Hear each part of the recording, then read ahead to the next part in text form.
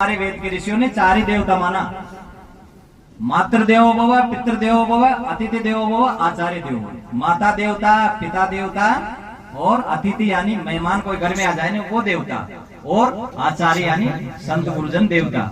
देवता जो हमको देते हैं, माता पिता हमको अच्छी शिक्षा देते हैं, जीवन देते हैं और हमको पढ़ा लिखा के हमको योग्य बनाते हैं, इसलिए उनका आदर करना चाहिए। वो आदरणीय हमारे जीवन।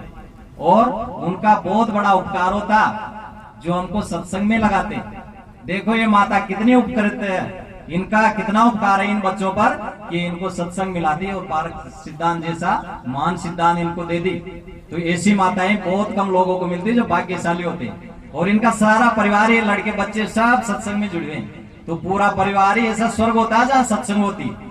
तो इसलिए हमको जीवन में सत्संग सबसे बड़ी चीज है। और वो सत्संग बताती है कि सत्संग में जाने से पाप कटता है, किसी नदी में नहाने से पाप नहीं कटता। तो वह मूर्खता की निशानी है।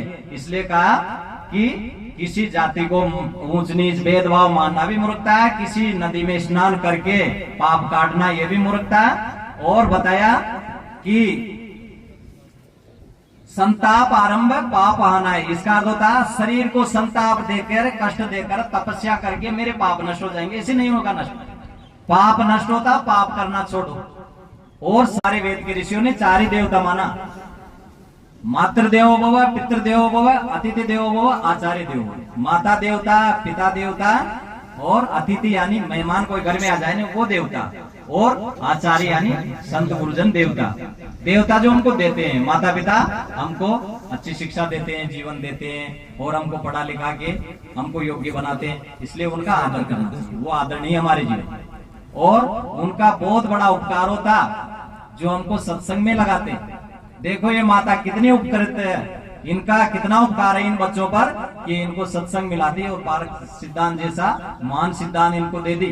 तो ऐसी माताएं बहुत कम लोगों को मिलती जो भाग्यशाली होते हैं। और इनका सारा परिवार, ये लड़के बच्चे सब सत्संग में जुड़े हैं। तो पूरा परिवार ही ऐसा स्वर्ग होता है जहाँ सत्संग होती।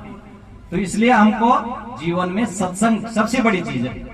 और वो सत्संग बताती है कि सत्संग में जाने से पाप कटता है, किसी नदी में नहाने से पाप नहीं कटता। तो वह मूर्खता की निशानी है।